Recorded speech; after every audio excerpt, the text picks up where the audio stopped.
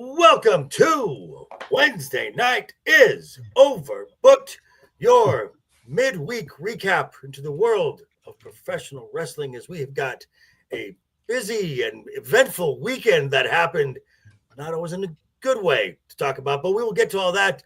First, let's go around the horn here to my stage right, a man who has discovered that whether it is on this show, in our X chat room, even in YouTube's comment section, it is not a safe space for him. That is the talented LeftEyeEgo and his bad takes. Ego, how are you, sir? I'm doing good now that I realize it's not easy being your friend. Doing a lot better. And directly below him is our legal expert, and we got some legal stuff to talk about, is the Duke Devil 95, Bradley Burnett, who likes watching the holes of worms. So how are you, sir? I'm just not going to live that one down. No, you're not. No. Doing okay. Also, Ego probably knows it's not a safe space for him, even on his channel, since there can occasionally be drive-by insults through the chat. Yes, there is that. That was murder. That was murder. I will admit that was murder. Okay. Hey, you didn't walk off though. You didn't walk off your own show. So well, I've seen Shiro do that to him. So yeah, well, that's entirely different. Yes. And directly below me is hailing from the anus of the United States. It is Bacon Loving Matt, which bacon is great. Meat candy. And solidarity for our British friends. There you go. How are you, sir? Doing pretty good. You know, just dealing with crap, the usual stuff. Because you live in the anus of the United States. Yep. Yeah. Gotcha. All right, so we have a lot to talk about. I want to get to let's get the uncomfortable thing out of the way first so we can talk about the more fun stuff. As over the weekend at an independent show in Los Angeles, there was a very unfortunate incident involving, and I got to be real careful here because YouTube is being very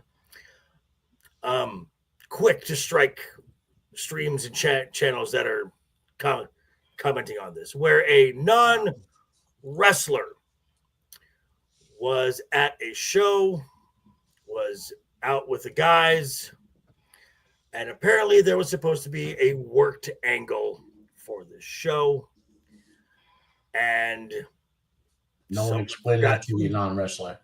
Someone forgot to inform the non-wrestler of this, and Matt, briefly take us up to the point of where the incident happened.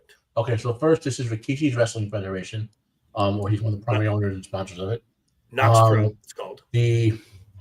So this is kind of like a double A level wrestling federation. Which also important to add. This is one of the 5 schools that have a WWE ID affiliation. That's what I was about to say. Yeah. Okay. Yeah. So they're like a double A level of franchise for WWE, although I think WWE pulled that for now.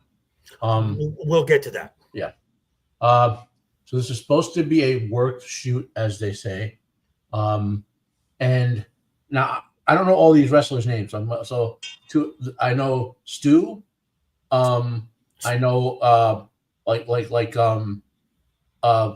the guy who saved Stu, who has like the multicolored hair, and I know the son of the famous martial art guy.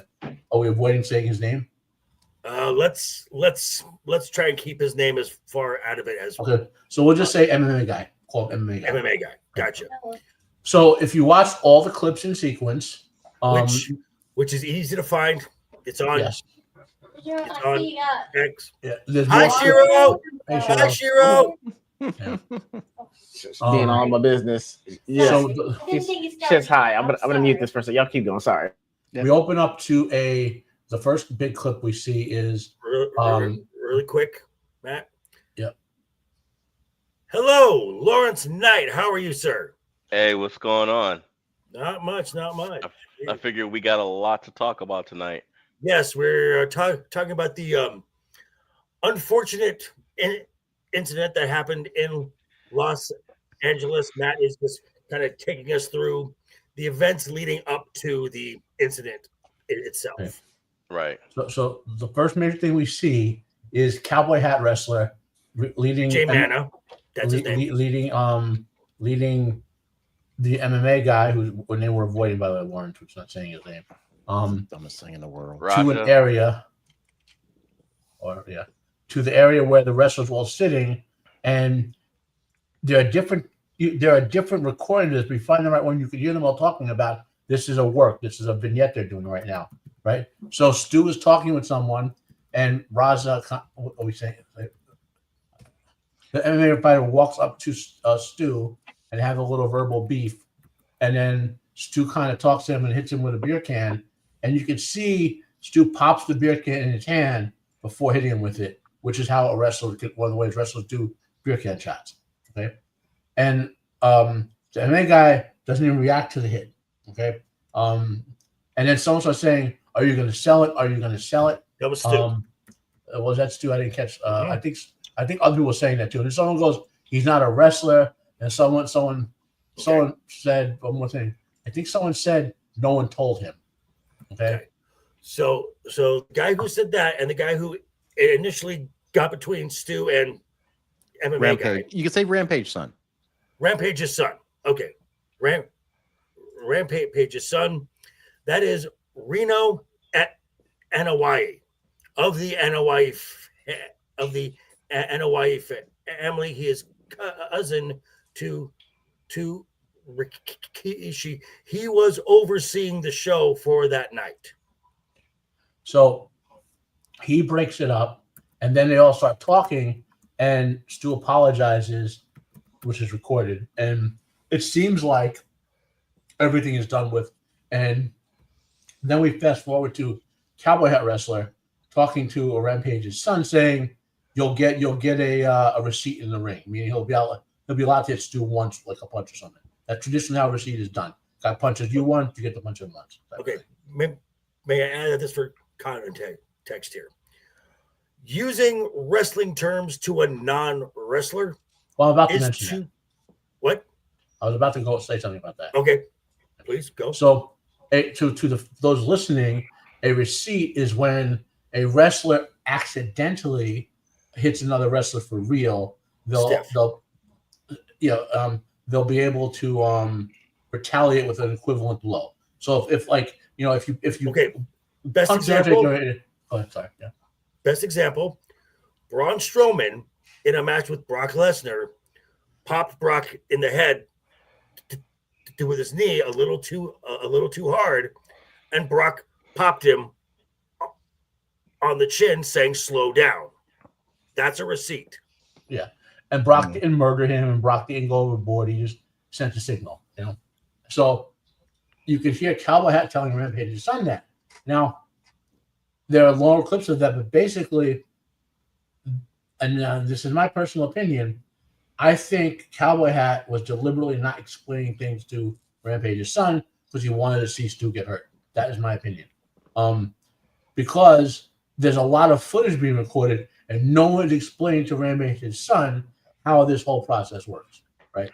So then we fast forward to the next major clip I've seen, which is Rampage's son on his social media constantly saying he's going to F this guy up, he's going to get him back good, he's going to blah, blah, blah. Basically, wait till you see I get in the ring, how much I hurt him, blah, blah, blah. Now, that in the context of wrestling, that could be a work, right? But we know it's not because of what we saw what happened, right? Right.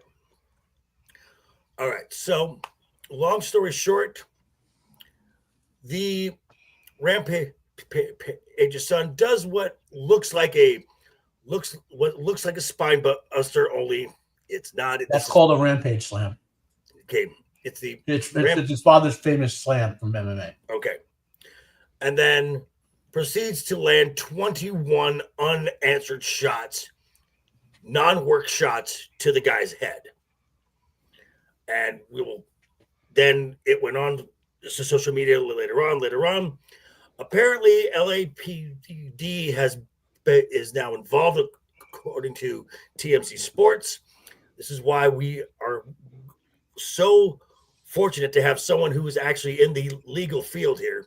So, Brad, what is Wait. Before we get there, regarding the incident itself, you can see Stu taking the Rampage slam, expecting it to happen. So he expected the run in.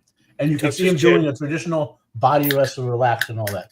Now, the Rampage slam is designed in MMA to hit you down basically head first and knock you out. Okay? It's designed to do that. Sorry. Let me just finish a little bit, because so you could see that Stu was not expecting to have this happen to him. This whole sequence of events, and Rampage's son was clearly going in for like blood here. So that's what I wanted. That's what I wanted to point out. Lawrence, you wanted to say something. I was wondering if, and you, just in case I want to ask now, because I don't want to mess up the flow of the program. Did you see the interview with the guy that pulled Rampage's son off of his? Okay. I missed it. That's the one thing that I missed. Are you in our chat, Lawrence? Yes, he is. He is. I linked that.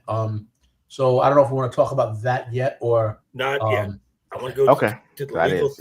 That's why I wanted to make sure I didn't want to just blurt it out and, like I said, ruin the flow of the show. Okay. I can follow up with medical after legal if need be. Brad, you're up. All right. So right now it's being investigated by the LAPD as a potential crime. It can range from anything from, I would say, felony battery, not assault. Assault in California, as it is in Florida, is basically putting someone in imminent fear of being struck physically. So battery is the actual striking. That's my understanding. I don't do California law, but I went back and checked the penal code to see if it's the same. So it would be a felony battery charge or even an aggravated battery charge based on the seriousness and also based upon the level of injury sustained. So they also are considering attempted murder charges.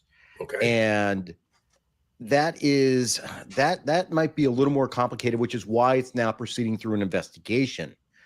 The things that I've seen so far that do not, seem to help Rampage's son in that aspect is, when he's talking on social media, if he's not understanding that it's a work, and even his statements after leaving the ring outside. So that the whole thing with attempted murders, there has to be an intent to commit a murder or kill somebody. First degree, second degree, depends on what it is in California. So that's why the police are investigating. They don't have, even though, look, we can all see on TV what it is, but given what happened and, the public nature of it, they want to make certain they have it properly investigated before they charge it.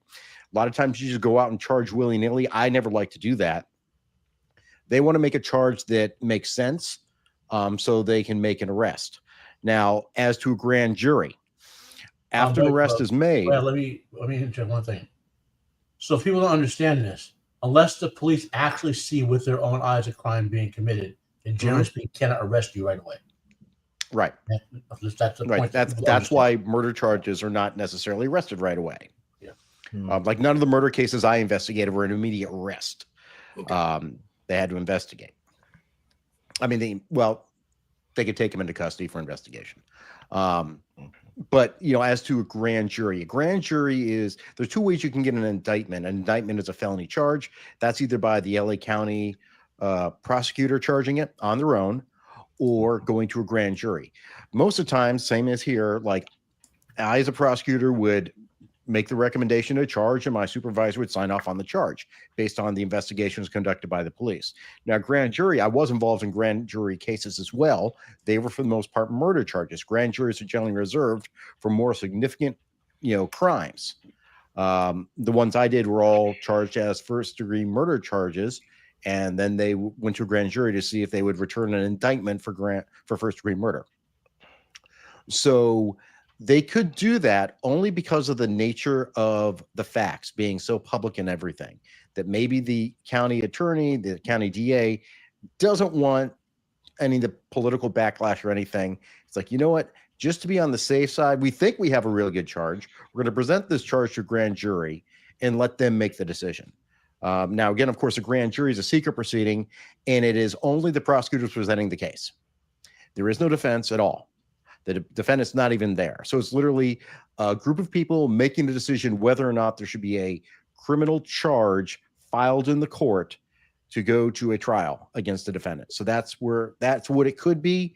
But at this point, we're still in the investigative stage. So no one really knows what's going to happen right now. Okay.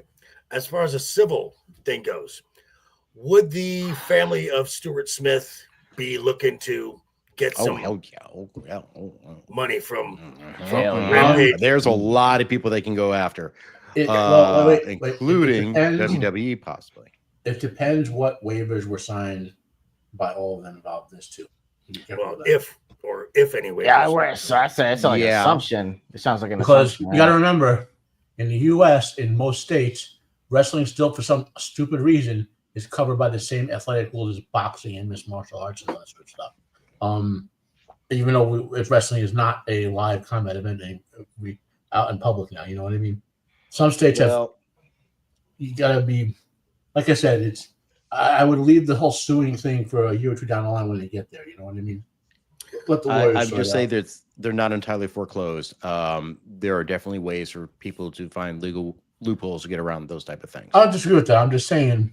Yeah, it's it's not anytime soon. Yeah. Okay, so Ego, as far as what Stu is looking at medically down, what is he in for down the road in his road to recovery? That's gonna be a long recovery. I mean, with the loose teeth, speech impediment, not remembering what's going on, he could have post-concussive syndromes. I know the recovery may not look like it's going to take a long time, but it possibly could. With the significant blows to the head, we don't know if there's swelling on the brain. We don't know the abject condition that he's in currently. All we know that we heard flatlined there, and we said, hey, loose teeth, difficulty speaking. We don't know what the long-term effects of are going to be, and it doesn't sound like he's out of the woods yet. Okay. Which, I'm sorry. I did see a post, I believe it was from Wrestle Purists, that it was in his hospital room. He had friends in there, and they posted a picture, and he seemed to be up. I mean, sitting upright and alert. So, from an optics standpoint, it looks decent. But I would say this: when it comes to the face, it is the first thing that we use to lie when we're kids. Because our parents say, hey, if you don't like something, fix your face. Don't act like you don't like you eating your Brussels sprouts or your broccoli. So we learn to make our face be what it needs to be. So it's the first part of our body that learns how to lie. So I would say being alert and a smile can be deceptive in this case because it's the easiest thing to fake, at least for a photo. So, I mean, the thing for us is going to be, how's his gait? Like, what does he walk? Is he making staggered steps? Can he walk in a straight line? What is his recall like? Depending on the blows which are to the back and the front of his head. I mean, what's his impulse control? Does he have is he able to think things through? Is his concussion as bad as Bret Hart's was with Goldberg? Is he going to be able to even wrestle again? So I mean, long term, it's going to be a while before we figure out the effects of the blows that were established to him. I would say that on the attacker side, I think, with Brad saying, I think it's going to be hard if you're going to go for attempted murder, just because like he himself said he probably had a concussion. Everyone else saying he had a concussion. And with that, you've got impaired judgment. You're not able to think clearly, extremely impulsive. So, I mean, it's going to be hard to go that high on the charges. So I think it's just honestly a mess. That could be a defense. Yeah, and that's going to be the defense. It's like, hey, look, I've been on the show with you guys. I've never once heard of a receipt. I didn't even know that was.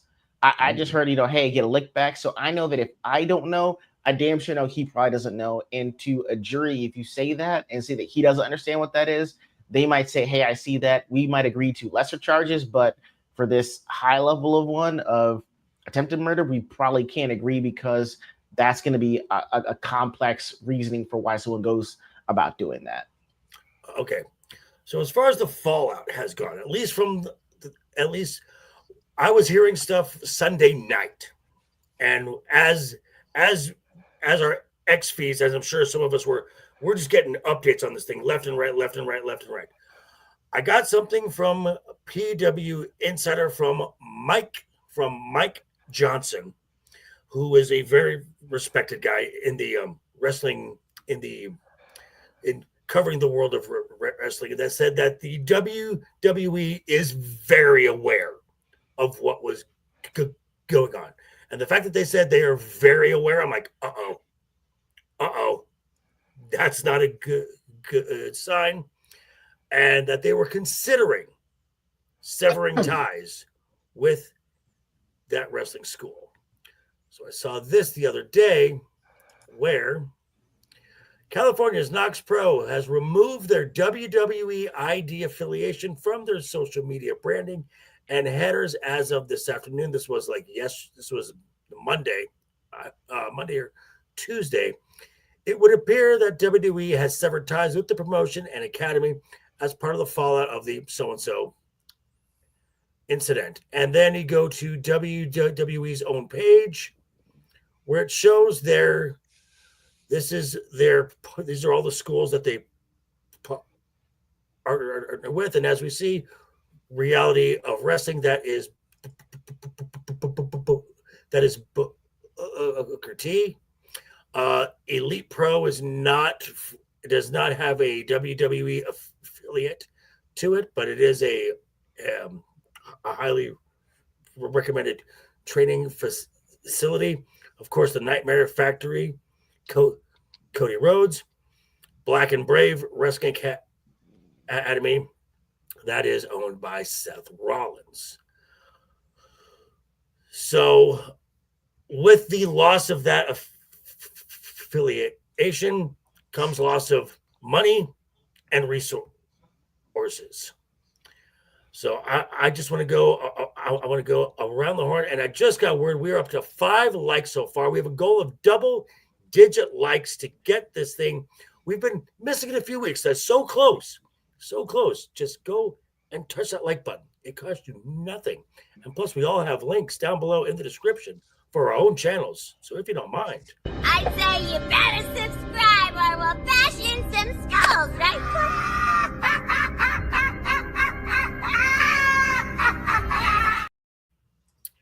Thank you, Harley. So I want to just go around the horn and quickly give your thoughts on the situation as a whole. Laurence, we'll start with you. I think that young Mr. Jackson should not only be in jail, I think he should be underneath it. Last I saw is now his excuse is, well, I was told to do it. So he's blaming his buddy, the cowboy. And if you remember we'll get to that later. AJ Manor is his name. Yeah. Look, man, I've seen a lot of people saying they should have explained to him what a receipt was. Okay. You don't have to know what wrestling is or how it works to know that you're about to slam someone who's not an MMA fighter, and punching this person in the face 20-something times could kill them. You're a trained fighter, and it doesn't take that much. He needs to be held accountable for his actions, regardless of who told him to do what. He slammed that guy pretty doggone hard, and he should have left it at that. It was a knockout, and normally, and actually, I wouldn't even say that because he shook the man's hand and accepted his apology. So by then, he knew that it was a misunderstanding. He should be underneath. He should be underneath the jail. Right. Why he hasn't been arrested, I don't understand. What's there to investigate? He's on camera doing it. All right. Ego, quick thoughts. Man, I believe, I don't know if y'all listen to a guy's named Abba and Preach. They're comedians, but they were saying, this is kind of what happens with toxic masculinity in general. Like this is the word. This is the version of toxic masculinity that's actually toxic. To go from a misunderstanding to having it handled, to listening to people saying things that you should do, and then trying to follow the crowd, and then seriously injuring somebody. Like, it's incredibly fucked up. Part of me wants to blame Rampage's dad about this too, because it's fucked up the way he treats him. But I mean, overall, the whole situation is fucked up, and he might go to jail for this. So I mean, like, that's kind of where we are with it to me. Okay, Brad, quick roundabout thoughts. Roundabout thoughts. This is not, you can't be this naive to think that pro wrestling allows this type of thing. If you know anything about pro wrestling, obviously it's hard to imagine he does not know what pro wrestling is. He knows it's quote unquote fake. They don't go in there and beat the shit out of each other like this. It is not MMA. It is a performative athletic event. He should know that. I mean, God, you had Ken Shamrock wrestling in the WWE. Yeah, he made it look like he was doing it, but he understood it was still performative. So this guy is clearly, whether it's concussion syndrome or not, I don't know, but he's got some problems and clearly does not know how to handle himself and is a dangerous weapon. Okay. Matt, thoughts? Obviously, Rampage's son has something clearly not right in his head, because even if the guy had hit you in the head with a real can for legit, like, there's proportionality, okay? And like if someone hits you in the head with a beer can and you punch him a couple times, you're gonna get a light sentence or whatever, you know. But you cannot legitimately choose to do something that might kill someone in response to something that can't kill you, you know. Gotcha. So that bothers me a lot there. I mean, hopefully Stu recovers enough from this. I'm sure he's going to be okay financially, because I've seen reports that other people step in to pay his medical bills and things like that. Plus, he has a fully funded pension. He was a veteran, I think Green Beret or something like that. So he's a fully funded military pension. He has lifetime medical care from the VA, so he's okay in that regard. And a final thing to say, I guess, you know, we've seen this before in relevant wrestling, like Sexy Star, a female luchador who's also a mixed martial artist, lost and beat the crap out of another woman, got banned for several years. You know, the whole incident with what was his name that Vince made use of mop bucket, Perry Saturn. Perry Saturn beat the crap out of that guy in the ring. Then there's what the skyscrapers did to the one guy who wouldn't sell for them. You know, so we have a bunch of ECW incident where the non-wrestler ran into the ring, faked everyone he was a wrestler, and then tried to hurt New Jack, and New Jack beat the crap out of him. Yeah. So we've seen this stuff before, and it's not maybe not such extreme. We've seen it. Gotcha. So for Rampage's son, you just made the list, which is a nice little segue to what we can talk about next, because Chris Jericho, there is word. His contract is up with AEW in December. And there is word that he could do one final ride with the WWE. Now, I personally don't have a big problem with this if it's a limited role and he's used as a special attraction. He can come in at the Rumble, which is just fine, and have a year-long thing to go to WrestleMania 47 and end his career there. I have no problem with that.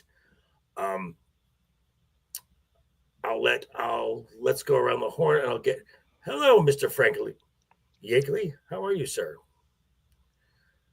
And let's go around the horn real quick and just quick thoughts on the return of Y2J to the WWE. Ego.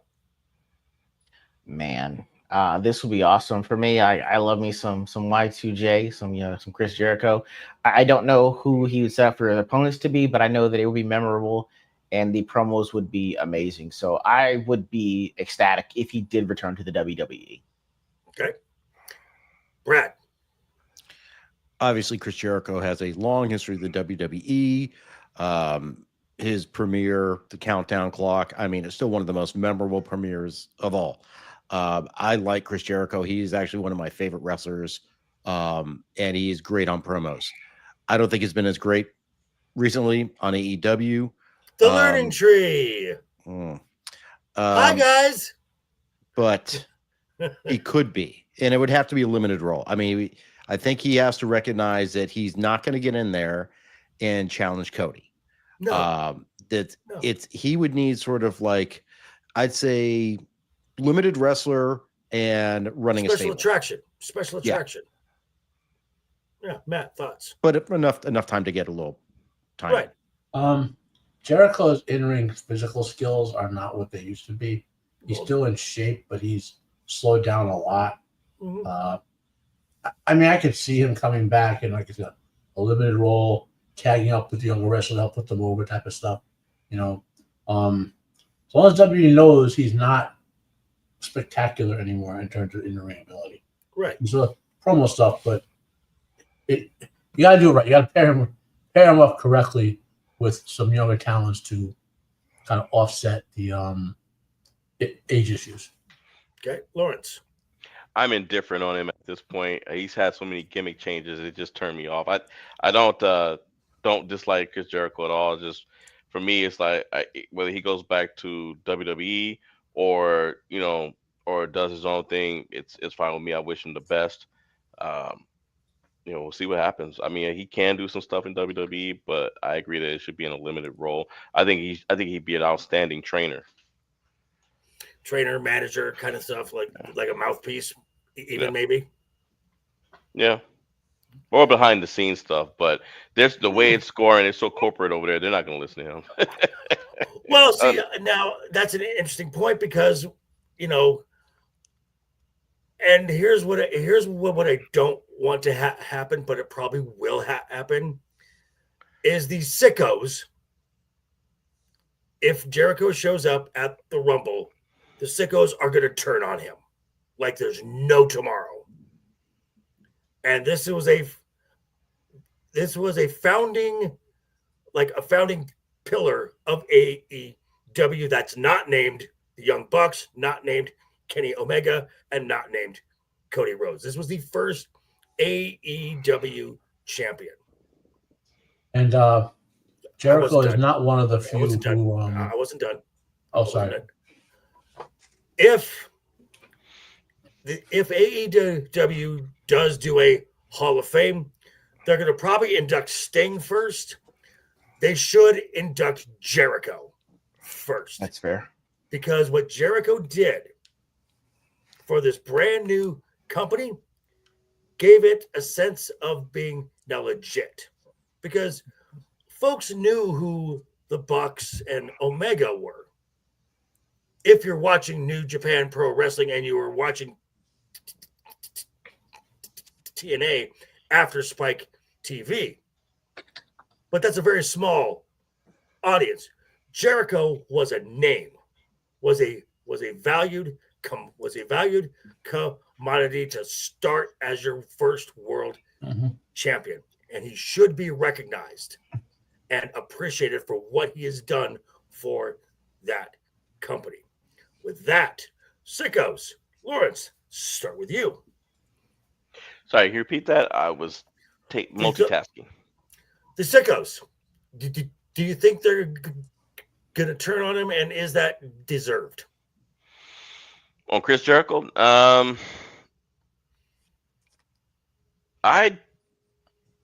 don't think so. I don't think they'll turn on him. I don't think they'll turn on him. Okay, Matt, thoughts? The group that would turn him are the group that are anti WWE, like that group. Which are the sickos? I think they're part of the sickos, but when I say anti WWE, I mean like they have a hate boner for it because of everything Vince did to ruin WWE for this past 10 or 15 years. The Triple H is still trying to dig out from under. And so that group will turn anyone who leaves to AEW to go to WWE. That's just the way that percentage is. Okay, Brad, sickos. Yeah, I think the same thing. It was Blake Monroe. That's a perfect example. I mean, until she left, they loved her. At the same time, I don't think there'd be any problem on the WWE side with Jericho coming back.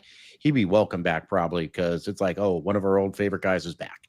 So the Sicko, look, they're just going to do that. They're just going to continue to do that and just accept it. They're all internet trolls. Ego. This is a 1 or 2 tweet response, and that's it. Like, they're gonna get one person that's a sicko is gonna get a tweet that's gonna go up to like 7 or 8 million views. Jericho will quote tweet it and dead it immediately. We're talking a man that was doing concerts with Fozzy. He was doing cruises that were wrestling cruises. I've never heard anyone doing that. There's anyone that's deserved, some grace from the people. Which, by the way, conducting a wrestling match at sea sounds even more difficult than doing a wrestling match. Exactly. If you've ever been on a ship, you know what I'm talking about. Exactly. So I'm just like, if there's anyone that's earned enough grace to give you the, a quiet, hey, that'll do, pig, that'll do, with 1 or 2 tweets, it's gonna be Jericho. I trust that he'll be able to dead it easily and keep it moving. I have no problems with sickos are gonna say what sickos do, but for a person that's been in the industry as long as Chris Jericho and dealt with fans from across all different wrestling factions and companies, he'll be decades. I'm sorry, decades. Yeah, he'll be okay, and so will everyone else, knowing that he hears the chatter, but he's like, I'm fucking Chris Jericho. Like, I want you, J-Ho. Like, that's all you'll be good.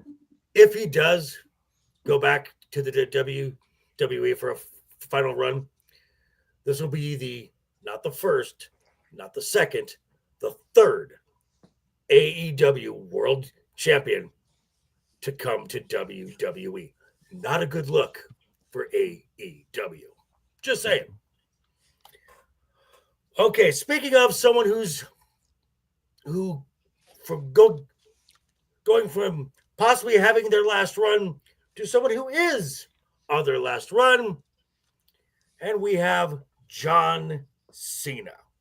Now, after this weekend, which we'll talk about in just a bit,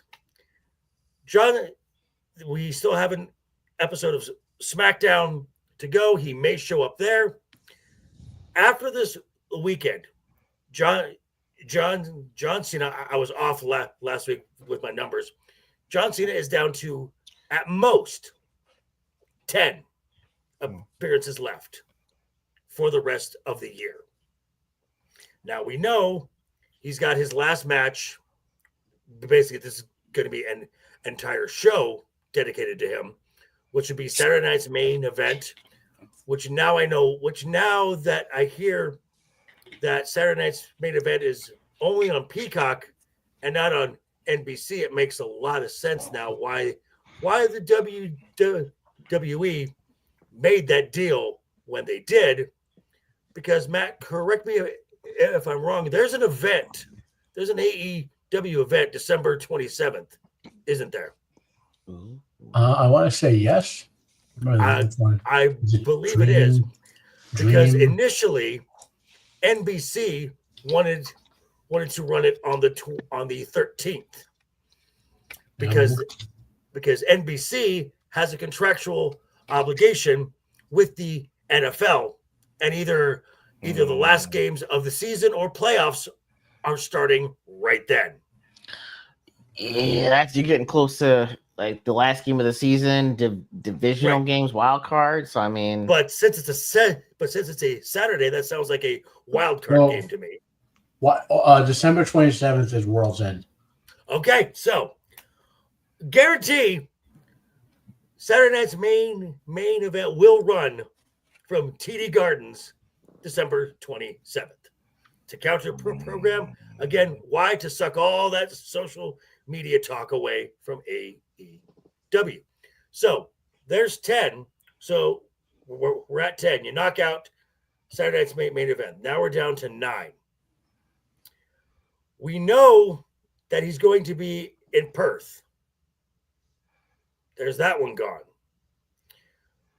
We know we have WrestlePalooza, so he's going to have a match there, and Brock Lesnar is appearing the week before, the SmackDown before, and the week before on SmackDown. So John Cena will be there as well. So we're actually down to 5. And that's if there's no promo stuff. So we have one match left. Maybe one opponent other than Brock and his final match, which if he's healthy, Gunther should be the last match. That's just my thought, because Gunther's got this reputation now because he's beaten Randy Orton. He retired Goldberg. Let him retire Cena. Just my thought on that. Now, the memorable part of Cena's 2025 has been... Hey, Rock! Go fuck yourself! And what came after that. It has been, by some folks, praised, some folks criticized. Laurence, I'm going to start with you. Has the heel persona and the heel run and 2025 overall, if you were to give it a grade from A to F on John Cena, what would it be and why? I'd give it a C, not because of anything John did. I just think that WWE handled it poorly. Okay. You know. Okay, Matt, thoughts? Somewhere in that B- C+ area. Started really strong and went out with a fizzle. I mean, think about it. Brock Lesnar F5 him so hard, his soul rebounded from the Rock's control back into his body. That's Factory reset. Yeah.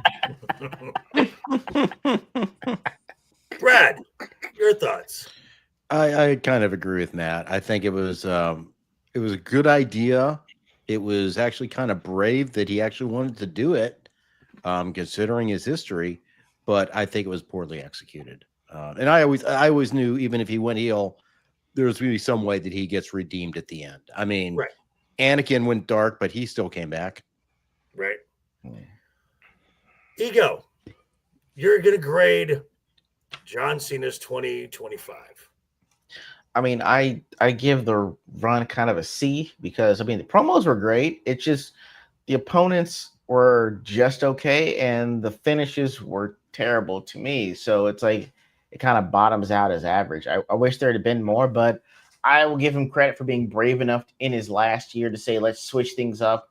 Let's try being a heel until it doesn't work. So, and they quickly abandoned it when it didn't suit, and now he's back to where he needs to be before his 9 appearances are up. So overall, C+. Okay.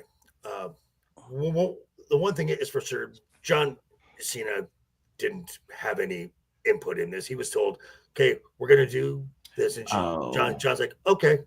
That's been John Cena for 25 years. He's never lobbied. He's never lobbied for any storyline or anything. Really? At all? In 23 years, he's never lobbied? Nope. Damn. I mean, I've heard some backstage tales from other wrestlers that done shoot interviews where they've said that he's definitely in some cases lobbied. I know when you had quote Evan Bourne, that he tried to lobby to get him over, and Vince wasn't going for it. Okay, lobbying for someone else. Yeah. Well, but as there far are as guys, there's a core group of guys, and this is running things like Cena and Taker and Triple H, who go up there and say, "I'm not doing this unless you convince me to doing this." You know what I mean? Right. Like the big one with Cena was Kevin Owens. Vince did not want Kevin Owens. He never didn't say at the end when he first came out. Cena put Kevin Owens over big time. and Bray Wyatt as well. Yeah, Bray Wyatt. You know, another one like that. So which 2 years ago, thank you, Bray Wyatt. Yeah, but but like it's not that Cena or Taker or Triple H or a couple others could say I want that guy fired. No, but there's such a strong relationship with Vince that Vince would listen to him and say and say I'm not doing this unless you convince me it's worth doing it or type of thing. Gotcha. You know, after seeing the first episode of season 2 of Peacemaker, I totally believe that John Cena will do whatever anyone tells him, no matter how sick and disgusting it is. Yes, That's Told fair. Yeah, that's Yes, absolutely fair. And as far as my grade of it, C-, D+. Yeah. at best. I mean, the first promo he did after the Chamber, when he turned on the fans, okay, that was a good promo, but it's the same promo for the next 3 weeks. The execution at Mania was awful. The heel run was awful. It felt forced. I did not believe it. And then these other angles tried to get stuff in to make you think that John Cena was going to be a heel forever, and it was never that. And as soon as they could, they just dropped it probably sooner than they wanted to, but I did not think that it was a great thing at all. Now, part of John Cena's farewell tour is he will be at Clash in Paris, which I see what they did. Right, you like that? Which, for fans in the United States, this is the final premium live event that will be broadcast on Peacock, which, if you were on the West Coast in proper time like me, this will be at 11 a.m. So if you're on the East Coast, that other time zone, 2 p.m., which, if anyone wants to join Sunday afternoon for a recap, we can make this happen, because those are a lot of fun. Now, this is an overseas show, so it's going to follow the same 5-match format. Right off the bat, we see the 5 matches here. Does anyone think that there's a match or two missing from here? Ego, is there a match or two missing? Obviously, it'd be Stephanie Vaquero versus Io Sky. I mean, that's the most obvious. I get that they didn't put it on there, but I'm like, damn. I mean, I don't really care about Nikki Bella or the man. We'll get to that. We'll get to that. But that's the one match. I'm just saying that's the match that I'd rather replace. I'm sorry. If I could replace a match, that would be it. Okay, Brad, a match or two that is missing from here. Well, the obvious one is the Women's Championship match. And we discussed that last week, that maybe it was too rushed. It should be on there just because it was, set up for it, but it might be better that it's not. It might end up playing better if it's a little more drawn out, add more credibility to either Stephanie or Roxanne or whoever becomes the next champion. Oh, I've already got my mind. I've already got a thought going this, but okay, Matt. In terms of number of matches, I don't think there's anything missing, because these have been like 5 or 6 match events. Correct. I don't want to talk about the card in a bit, but looking at the card, I feel like you're saying, actual matches should be on this card are not there, and they have basically filler matches on this card instead of actual matches that should be on this card, like Stephanie, Roxy, and all of the match we want to see, who's going to get the championship and all that, So okay, Laurence. I kind of agree. A mixture of everything with everybody. There's no men's title match on there. Yeah, there is. Is there? Wait. Oh yeah, Seth. I keep forgetting. Look, I've been falling asleep in the middle of Raw the last couple. You know what? It's the same. But look, I'm looking at this card, and like you said, even the world title match just looks like a filler. It just looks like they.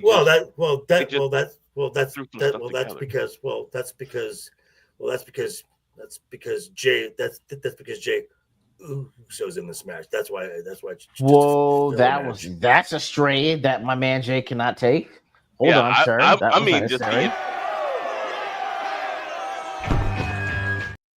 You're giving it down, bitch.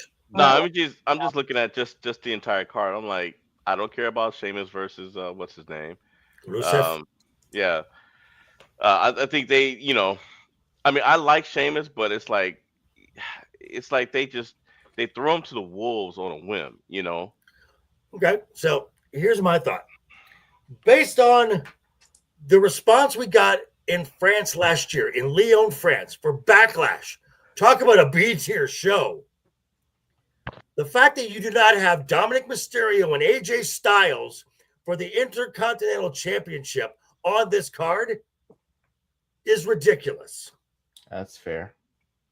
AJ Styles, not even main eventing.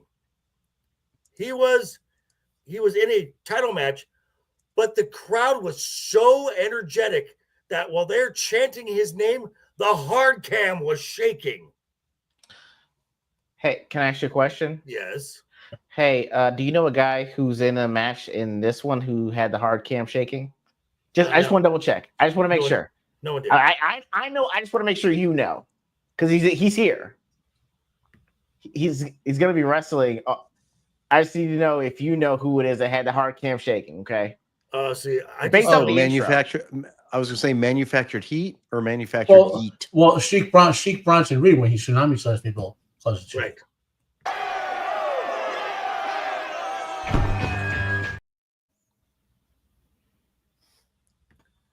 And we'll get to that soon enough. I mean, if the Seals want to clap, Jey Uso's there.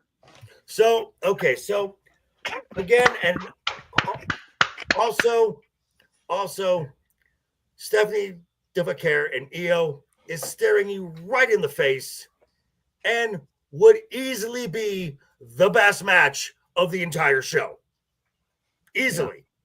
Yeah. Easy. Be the best match. Well, Now, I mean, Sheamus Rusev with that good old-fashioned dining room match where they'll be slamming each other with brandy. I mean, okay, well, now Nikki Bella. Now, here's what I think is going to happen. Because 3 weeks after this, we go to WrestlePalooza, which is the same day as AEW All Out. This is the first PLE on ESPN. They're going to load the fuck out of this show. Yeah. So we saw on Raw where Adam Pearce is talking to Stephanie. He's like, just give me a week and I'll have your opponent. Guarantee you. I can almost guarantee it because the WWE can't help themselves and they're going to go with the safe pick.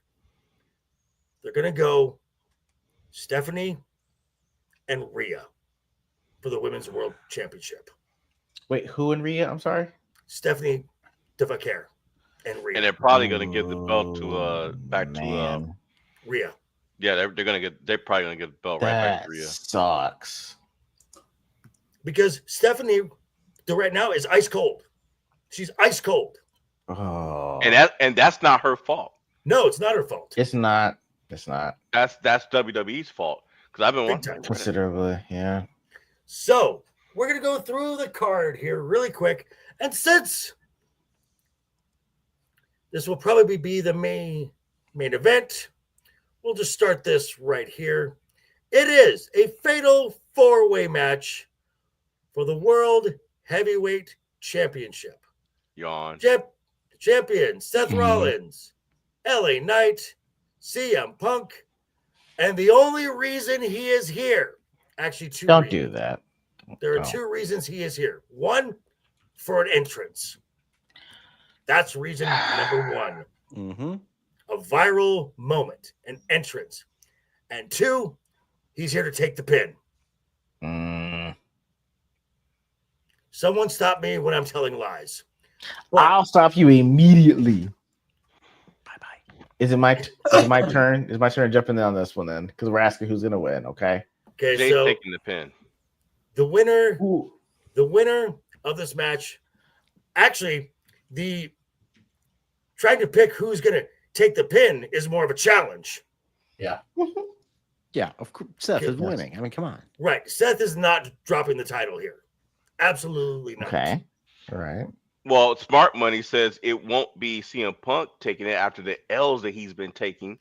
CM Punk is not taking the pin. It's gonna be LA Knight or And Jey it should Uso. be. Thank you. It should not be LA Knight. It should be. I hate to say this. Absolutely be the Knight. No. Go ahead. And, No. and here's why. I think there's some Yes. last name bias, Mr. Lawrence, but No, I'm a Jey Uso fan, but him taking a loss, why'd we let considering him what's been on? happening, makes sense.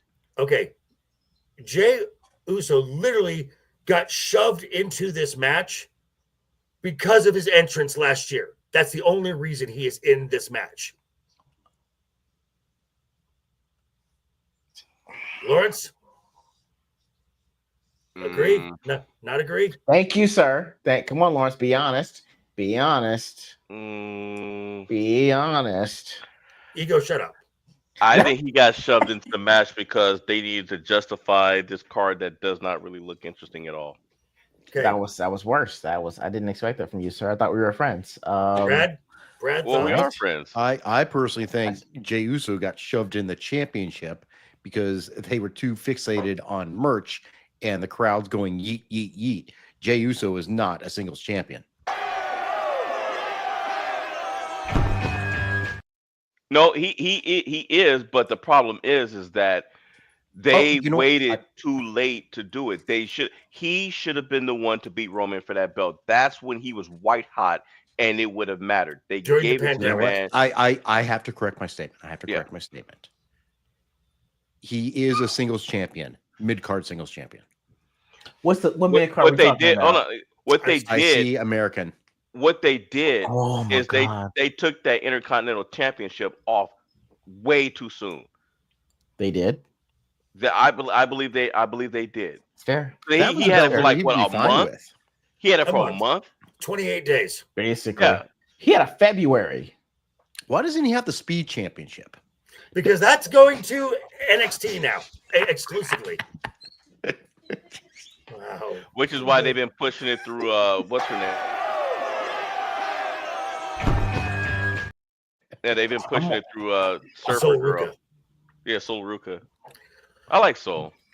Matt, thoughts on the Fatal 4-Way? You mean the Fatal Failway? We've seen this match or variances of it with these same people for 2 years now. Put one guy different in there, give some new guy a bump or whatever, anything. I mean, you can close your eyes and you hear the theme and say, "Well, is this like was this like WrestleMania or whatever?" You know what I mean? Formulaic, you're saying. Yeah, it's formulaic and repetitive. Yes, you get tired of it. As to who's going to win, obviously Seth's going to win, and I'm thinking LA Knight's going to take the pinfall. Oh, there you go. You happy now? No, I'm not. That's just low key feeling very attacked right here, personally. All right. It's not. I mean, well, honestly, I mean, now that I think about it, it could be a safe bet, especially since LA Knight got Seth clean, so they want him to have his get back. But I mean, the way they've just been booking stuff lately, that's when I'm like, Jay didn't even need to be in there, and that's what makes me think that he's gonna take the fall because he really didn't need to be in it. No, he didn't. He absolutely needed to be into it because they said, "Hey, we lack an actual proper entrance. We lack some star power when it comes to the entrance. We lack the ability to shake." They've got Leon. CM Punk. That sounds like cope to me. Leon. They've got CM Punk, so I mean, his interest will get in just as many chances as Jay. The difference is that he's not jumping in the crowd and telling the kids to do the the yeet wave with it. Laurence, don't let them corrupt you, okay? We started out great. Follow me and you'll go. Oh, you poor baby. This is part of the psyop. They put the clips in there to distract you. Pay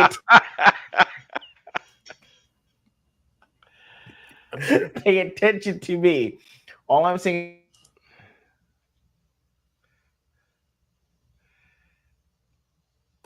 I don't dispute that Seth. Moving on, we're going to move to the other obvious match, which, oh, Jesus fucking Christ. God, I hate this. I fucking hate this match. Becky Lynch versus Nikki Bella for the Women's Intercontinental Championship. My fucking God, I hate it. Seriously, no one cares. I am so beyond pissed that this match is happening. This match, because of who Nikki is, this match could go this match could go either way. This match is not going either way. Well, let me finish. If Becky wants her chances to be better. Well, actually, if she wants her chances, her chances are. I take that back. Her chances are better as she is now. Now, if she wanted no chance of winning, then she'd have to marry Nikki, let Nikki beat her up, and then call the police and claim they was the other way around. Anyway, Wow.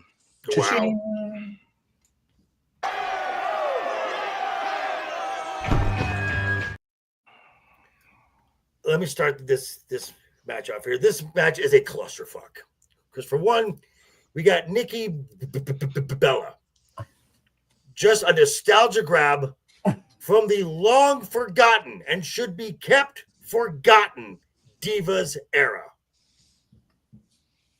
and Becky Lynch, we've seen this character before when she held the Raw Women's Championship.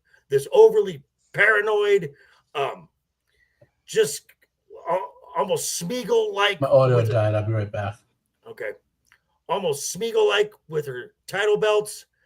And it's so fucking annoying. I hated Becky Lynch back then. I can't stand her now.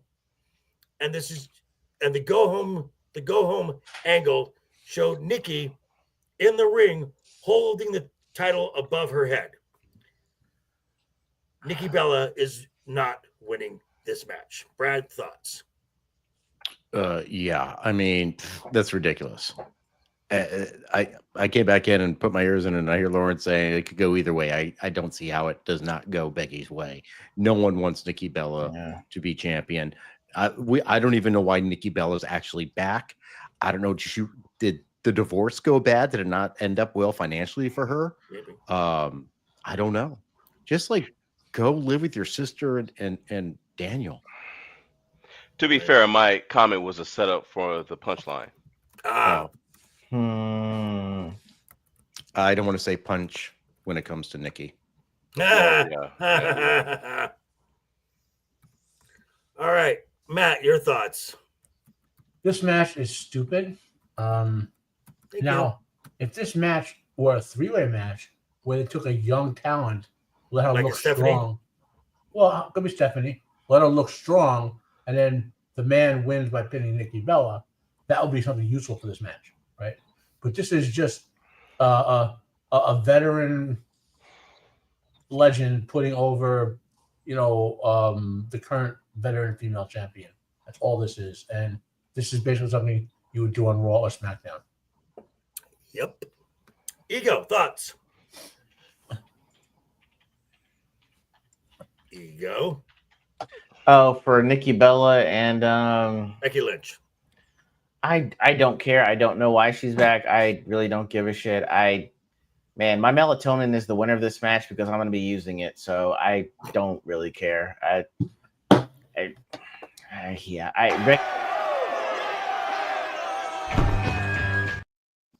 do you mean you need melatonin for this match? It'll put you to sleep already. I need to make sure I'm under. I don't want to wake up, and I want to make sure it was a dream. Just get Ambien. And and I'm glad you got Good stuff. And I'm glad you got a mic drop, Ego, because you've just been taking L's all show here today. If that's what it takes to stand up for the truth, it's what I'll do. Okay. Don't truth. You wouldn't take L's. Don't make me kick you again, sir. Please don't kick me. Please don't kick me. Laurence, how can bad takes be truth? Sorry. Can you repeat that? Thoughts on who's coming out on top? Oh boy. Nikki with assault charges. Jesus Christ. We already had this week, dude. This is not. No, we're not doing it. So you're saying Nikki's going to rampage slam Becky? No. Moving on. As we got here, the Celtic Warrior versus the Bulgarian Brute in a good old fashioned Donnybrook. I thought it was a slobber knocker. Oh, it is a Donnybrook slobber knocker. A Donnybrook, aka a street fight, aka a hardcore match. It's basically going to be whiskey barrels around the ring. Will someone get I think the audience wins on that one. Who knows? maybe a good scotch. Who knows? So, who thoughts and who wins this match, Brad? I honestly think it's going to have to be Rusev to give him some sort of attention at this point because no one really cares that he's back. Okay. Ego. I guess I'll go with Sheamus. I mean, I don't know how much more Sheamus is going to get from this, and I don't know how much more attention Rusev is going to gain by winning. So by default, I'm just going to go with Sheamus. Okay. Matt. Rusev wins. At the end of it, they shake hands and share drinks and have like drinking chants and stuff. It's possible. Mm. Laurence, thoughts? Rusev wins, and if they wanted it to matter, they should have put him with someone else. Because Sheamus gets what I call the Big Show treatment, where they build him up to make him look really strong, and then he goes in and gets his butt kicked in when he shouldn't. So if they want Rusev to matter, they should have put him with somebody that matters at this point. And just the way they treat Rusev, the way they treat Sheamus, that's really not him. Okay. I kind of agree with the minutia of what you guys are saying, just not the outcome. I think Sheamus takes this, and I think beats Rusev down enough that they become friends again and maybe a tag team because they can. Raw could really use some tag teams, actual legit tag teams, and I think that this would be a good thing to do. Plus, if Sheamus wants to get into the intercontinental picture again, he's going to need a win to start moving in that direction. Then we've got the aforementioned John Cena versus Logan Paul. Laurence, thoughts and who wins? Cena wins because they're going to job him out to Brock. Okay. Matt? Well, Cena's winning because it's his face run, and there's no value to Logan Paul going over Cena at this point. Okay. Brad? I agree with Matt. I just wonder how long this match is going to be, considering John Cena's limited capabilities. Ego? Man, I have Cena winning because just like we are saying, if Gunther is his last opponent and he puts Gunther over, I don't see him losing until that time. So I've got him winning. This one was a tough one to pick for me because I could see both things. I could see Cena making the run to his last match, going over every single match. I could easily see that. But I can also see Cena doing the job and putting the crop of talent over. And Logan Paul overseas delivers every match he gives. And he's very good overseas. So just for that alone, I give the edge to Logan Paul. That's just my thoughts.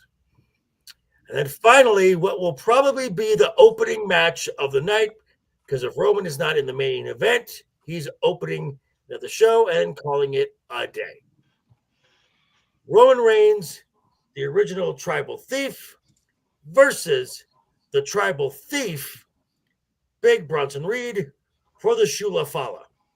It's silly and shameless and disgusting. Thoughts and who wins? Brad. Is the Shula Fala on a forklift or on a pole? Neither. Oh, well, now I don't care about the match. Roman wins. Okay. He shouldn't. It should be Bronson Reed, but he's going to win. Okay. Laurence. Roman. Mm-hmm. Ego. I got Roman. Easy.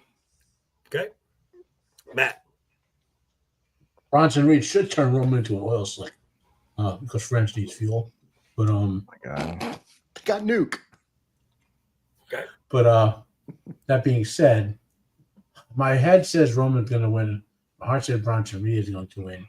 I anticipate this being the best match of the night. By the way, Probably will be, and that's the scary part. So here's the thing about Bronson Reed. We know he's in a faction, division. Seth Rollins, Braun Breaker. What is Bronson Reed's job in this action? Carry shoes. Well, there's that, and what Job. else? The job.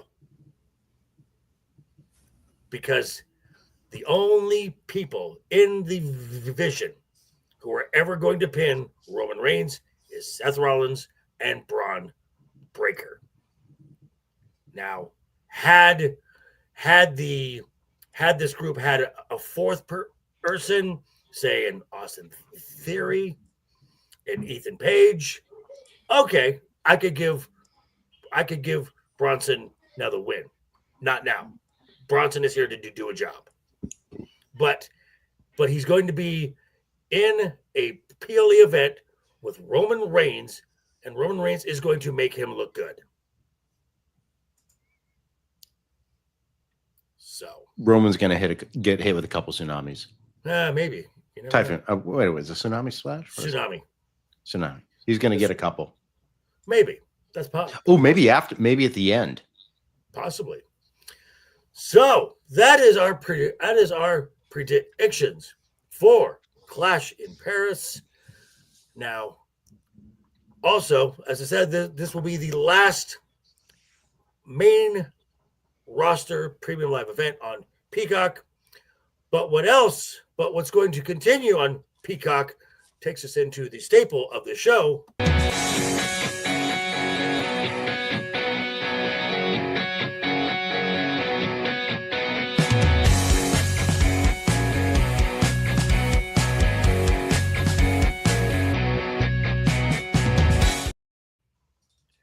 It is the Wednesday Night is Overbooked Top 5, where we take a topic, we give our 5 takes.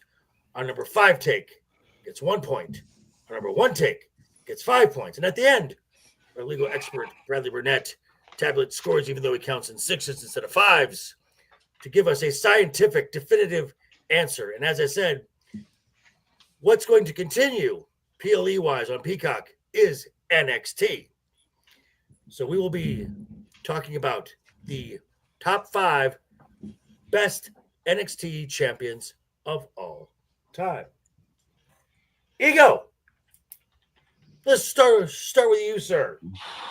Number 5. This is the version of him that I actually thought would show up on the grand stage, and it was a disappointment. But his run as a total of 414 days, I've got the Demon, Finn Balor, at number 5. Finn, nice. His makeup was fantastic. I loved it. Okay. Brad, your number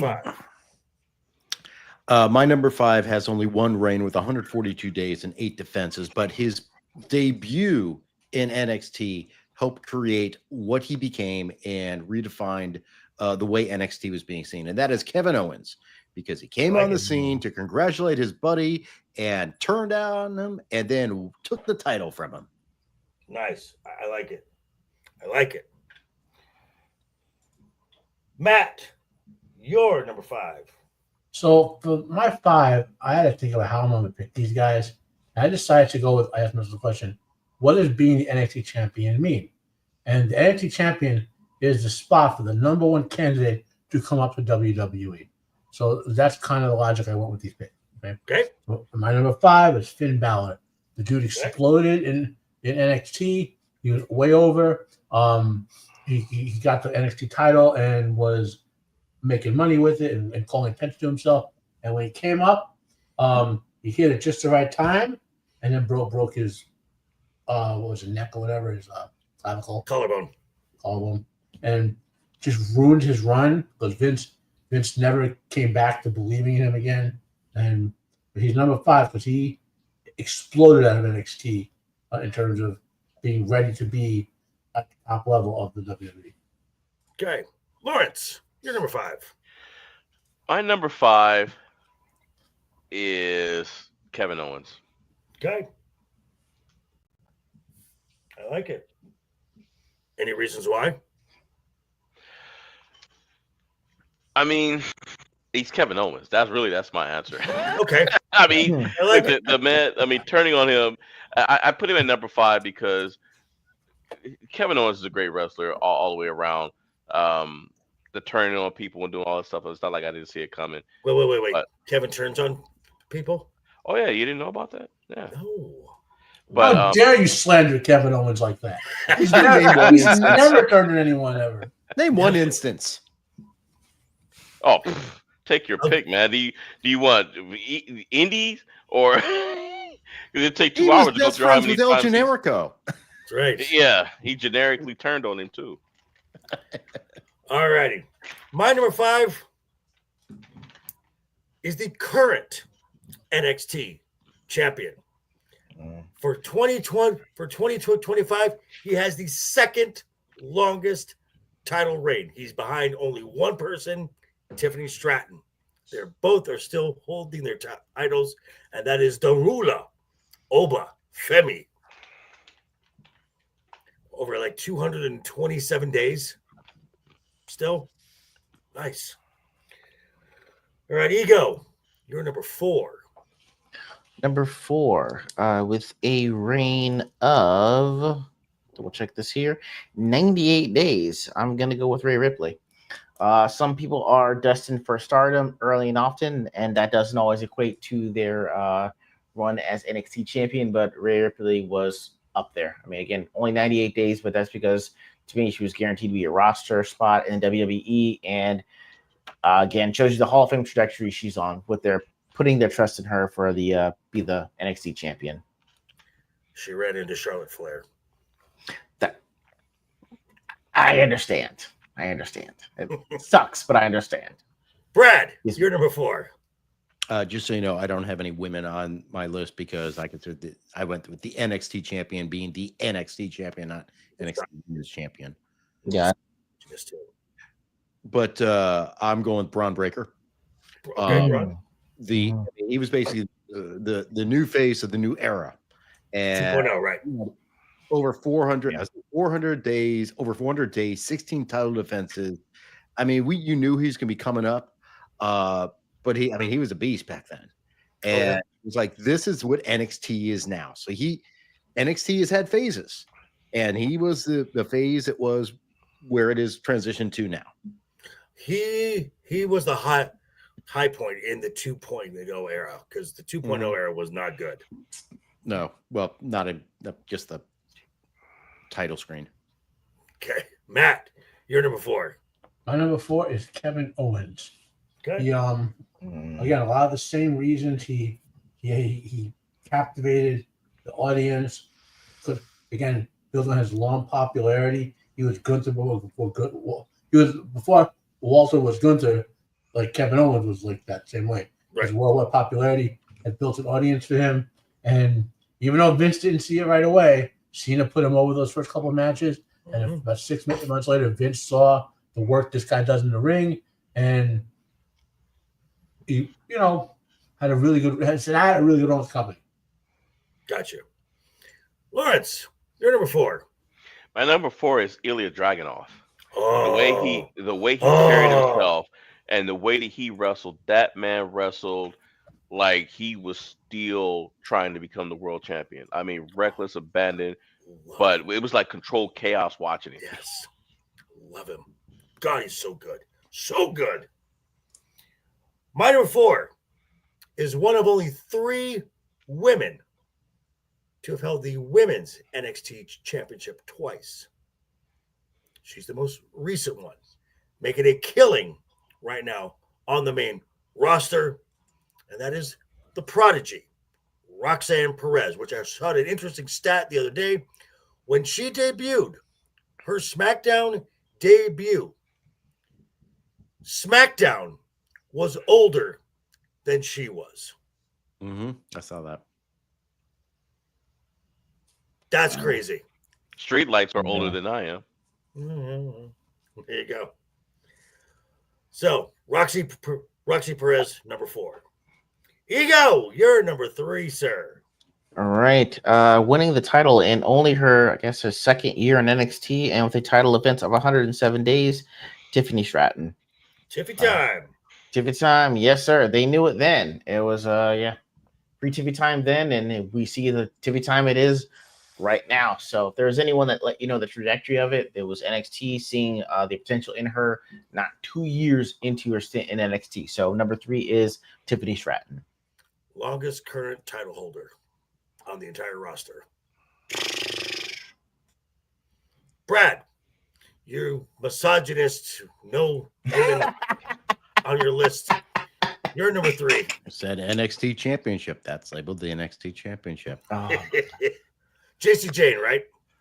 Yes. I'm going to go with the Black Art, Tommaso Ciampa. Good choice.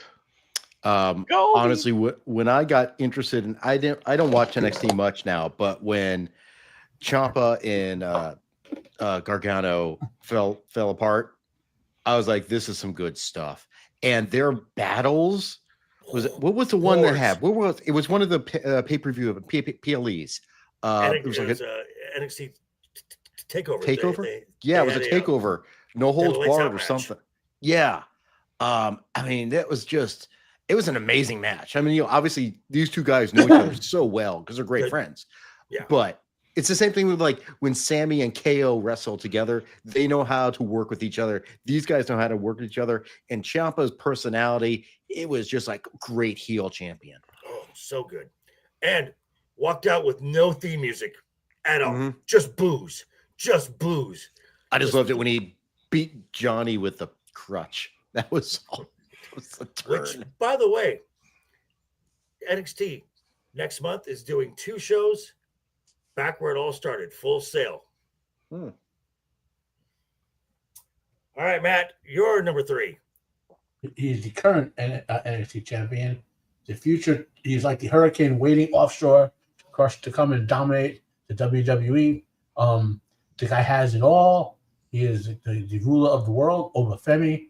And I mean, if they mess him up, they deserve like bad things happening. With this guy, he's got the charisma, he's got the moveset, he's got the body, he looks like he got the skill set to put people over and work clean. And a lot of people are endorsing him as far as longtime veterans and whatever, saying he's got it. So, they don't mess him up. He's their future all-time great. Which I'm just going to say, the guy is 6'6", 310 pounds. I've seen him live. He is a massive human being. He is the most athletic big man since The Undertaker. Probably, yeah. Probably. All right, Laurence, your number 3. My number 3 is the ruler, Obafemi. Love it. Love it. However, if I had given more thought to it, I would have said Tommaso Ciampa. It's a good one. My number 3 has been said numerous times here already. Really kind of put NXT on the map when on an episode of Raw, he took out John Cena and he was introduced as the NXT champion where they still had the big X belt. And that's Kevin Owens. It was a great match. And I go back to one of the War Games matches where it's the what was Adam Cole's group called? Undisputed Era. Yes. Yeah. Undisputed Era against like Tommaso, Johnny, and someone else. And they're expecting, and Undisputed Era has the one man extra, and they're like, oh, no one's coming. And then you hear Kevin Owens' theme hit, and the crowd just fucking erupts, which is still now. Kevin Owens' themes hits. Doesn't matter where he is. That crowd erupts. And great title runs. Great heel title runs. Kevin Owens, number 3. All right, Ego, you're number 2. all right. My number 2 has had the shortest reign of anyone that I listed Jey on Uso. here. Actually, he didn't make the top 5. You know what? So He will never make the watch top yourself. 5.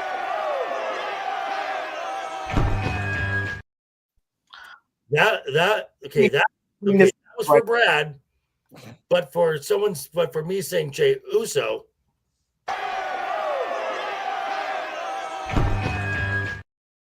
You said I hate you apologize, both. Mike. I let it be known and on record, I put these in begrudgingly, but I put them in. Anyway, the person That's I the have same reason. Oh, you poor baby.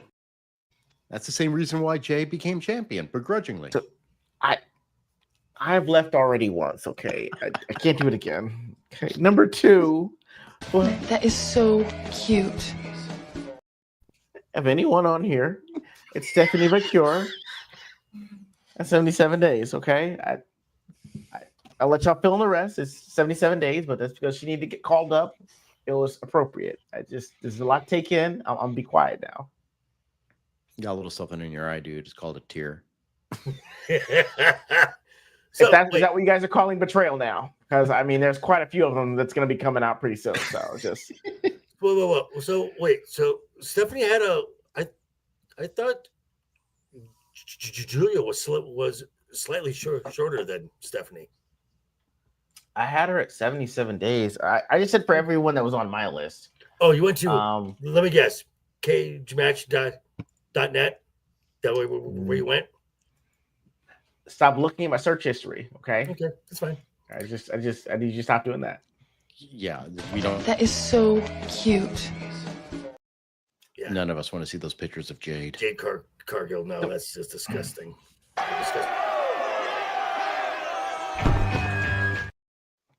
You're a sick man, and you should be ashamed of yourself.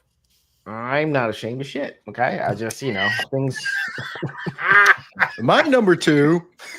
Number 2 is Finn Balor. Finn. You have to remember he had actually 2 title reigns. When he first showed up in WWE, went directly to NXT, had almost a 300-day run as champion.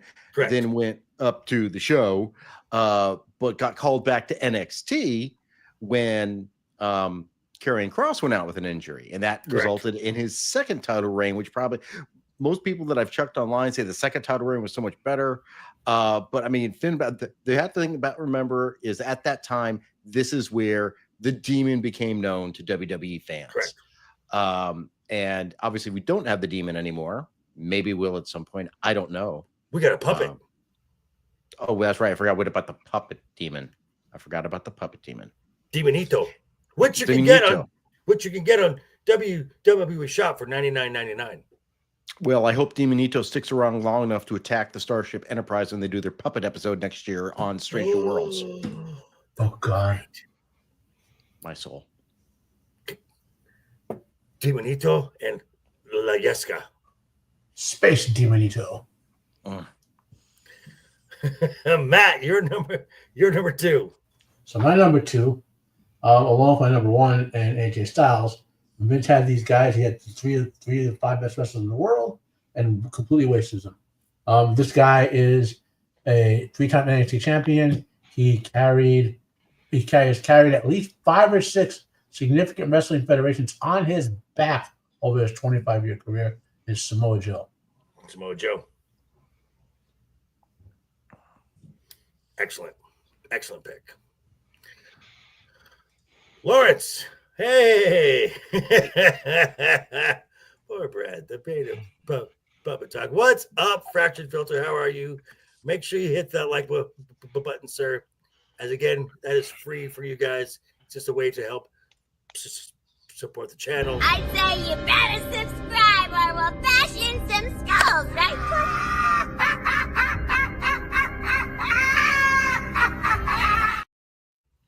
And again, we all have links down below in the description. Lawrence, your number 2. My number 2 is Certified Tough, and even though Shayna Baszler has more days with the title combined with her 2 reigns, did not need 2 stooges doing her cheating for her to win. My number 2 is Asuka. Oh, nice. Okay. Okay. I like it. As Goldberg said, Asuka. Jesus. Asuka. What?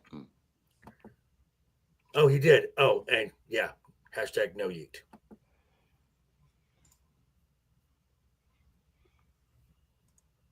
Ego, you're right there. Yeah, I'm sorry. Number one, right? No. Joker he's numbing himself. You're getting numb I here. I Just said no yeet. So You know, we better stop this, otherwise the grand jury's going to investigate us. it's Ego's gonna start rampaging, slamming everyone. right. I He's gonna just crash out. ego slam. Just ego slam everybody. Slam the All ego right. right out of him. So my number 2 is one of the other 2 women to hold the NXT Women's Championship twice. The only other 2, one of them is Charlotte Flair. You know that's not it. You know that's not going to be it. Probably the most dominant women's champion ever, Shayna Baszler. They bungled her so badly when she came up to the main roster. If they wanted to push her, unfortunately, they put her in a match at WrestleMania with Becky Lynch, who was not going to lose, and she never recovered. She was as hot as anything coming out of NXT. Thank you, Vince. Yeah, this is true. Yes. Ego, you're number 1, sir. Excuse me. Number 1, I've got the inaugural NXT champion, Seth Rollins. When you think of what you want this ultimate to be, you just want to have someone says, hey, we trust you enough with this brand new belt that we have for champion, and you're going to be the one that's going to be the face of the NXT franchise the minute we roll this out. So I got Seth Rollins number 1 because the trajectory he's on is fantastic, and I think it's kind of what all wrestlers strive to be when they're in NXT. Just say, hey, look, I was validated even back then when I was in NXT. They let me be the champion, and I went on to be champion on the main roster. So I think everyone's chasing kind of that legacy of Seth Rollins. Okay. Brad, you're number 1. I was really considering Seth for a bit there, but I was thinking about what I see as the face of NXT, what I remember most. And this is a person who had 1 title reign for 403 days from the Undisputed Era, Adam Cole. Wow. We got an interesting person right here. Phantom Works, glad you showed up. Mods, kick this guy, get him the fuck out of my chat. Who the fuck do you think you are? Oh, Jesus Christ. Really? That's all he's got? And he had to spell it out with like 7 comments? Get him out. Bro, come on. Get him out. Get the fuck out of here. I mean, this is pretty laughable. I mean, he's trying to get the freaking show taken down. Slow land dumbass. Are you serious, bro? Come on, man. It's 2025. Who is, I need you to come up and be better than this. Out of my chat. Who is a mod besides Jacob? Yo, my guy. I got you, man. I got you. Don't worry about it. What the hell? And he's still doing it. No, I got you. Boom. Mod my own chat. I got you, fam. I got you. And report him too. Yeah, it's fine. No, he just put another in. I got you. We are at and Okay. You got it. All right, good. You got you. All right, so we were at you, Brad. Yeah, I have Adam Cole as number 1. Adam Cole. He's probably, when I think of NXT, he's like the guy I really personally associate with it most. Over 400 days as a champion.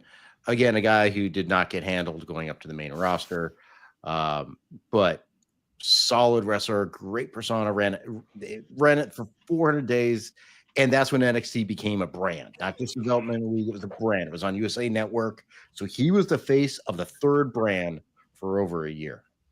Gotcha. Matt, you're number 1.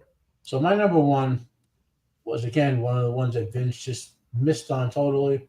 He's the king of strong style, Shinsuke Nakamura. When he came up, the crowd was 100% into him. And for some reason, Vince just treated him as a foreign, like a oddity type of thing. And Triple H understood and tried because they had him and AJ. If you want to see the greatest wrestling match of all time, go to Wrestle Kingdom 10. It's AJ. We know. And Triple H tried to get that rivalry going there. Vince basically made it like secondary matches on pay-per-views, and again, it just came on that strong. Gotcha. Lawrence, your number one. My number one is a person that really made me pay attention to NXT, and that's Finn Balor. Okay. Wow. Getting some love here. All righty. My number one is the 3-time NXT champion. Thank you, Ego. Thank you very, very, very much. He's working on something right there. Samoa Joe, three-time NXT champion. Vince had no idea what he was, how to use Samoa Joe. Had no idea.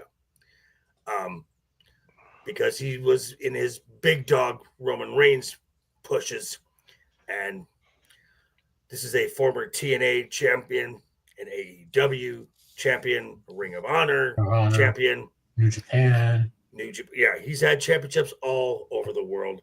One of the best wrestlers in the world, and does the best no-sell ever. Just walks away. It's great.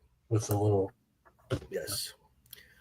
All righty. So, I believe, Mr. Brad, we have a clear number one, a clear number two, and a two-way tie for third.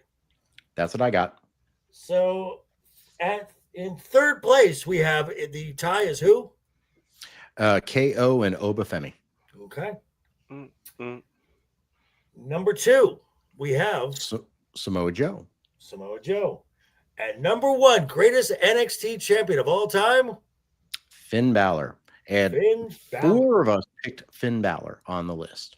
Wow. At various different points. I was the only one who didn't. Wow. Yeah. Interesting. All righty. Well, thank you for everyone who has stopped by. This was a fun show, minus the goofball in the chat there. But again, you still got time to get those likes in. Make sure you start doing that as we're talking about our shameless plugs for what we got going on, which is Mr. LeftEyeEgo. Let's start with you. What do you have coming up, sir?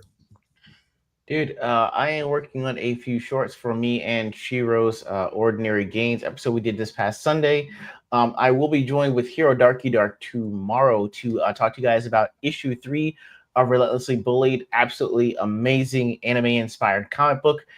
It's going to be going on around 6 p.m. Central tomorrow, so look out for the notification on that tomorrow by 9 a.m. And aren't you doing a toy stream on Friday? Bro, oh no, Monday. I need Monday. Yeah, actual Labor Day. I've stuck to doing like actual holidays for everybody that we can all be there on time. So yes, JV, I got a special action figure just for you on Monday, so that's why I need you there. Okay. I'll make the announcement for that one soon too. Okay. Mr.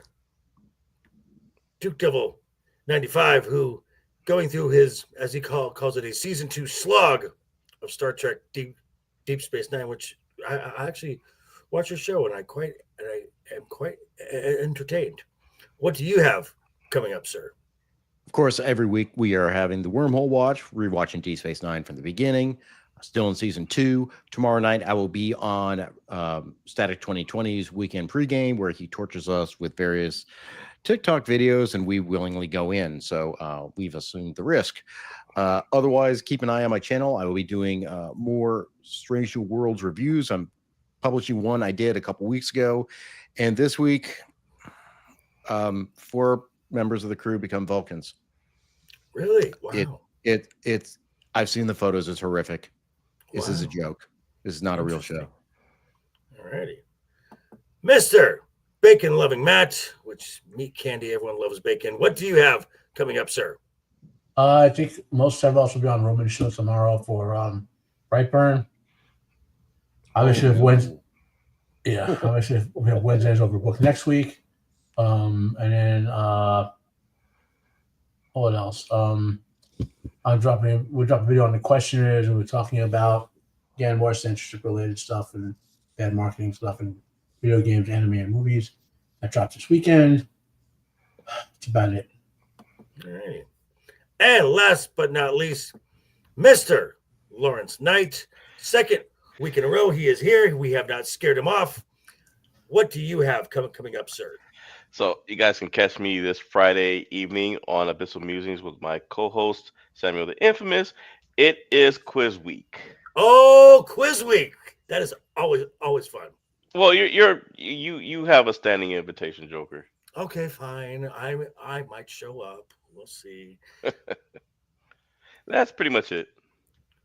Quiz weeks are always fun. And as for myself, as Matt said, I will be on with Roman of the Empire tomorrow. We'll be going over the film Brightburn. The aforementioned Roman will probably also be joining Ego and myself on his channel. Forum. A toy unwrapping, unboxing.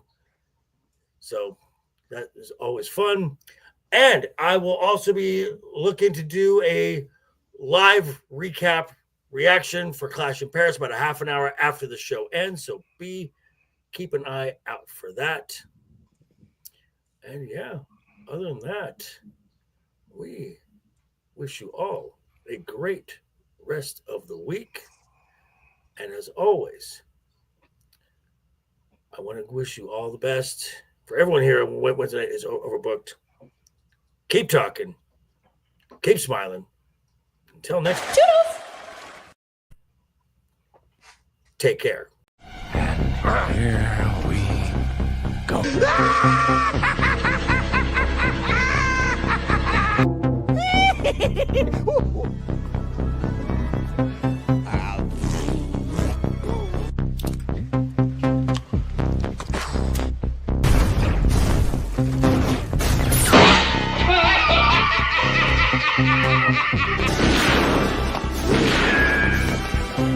Is like gravity. All it takes is a little push. Lawrence!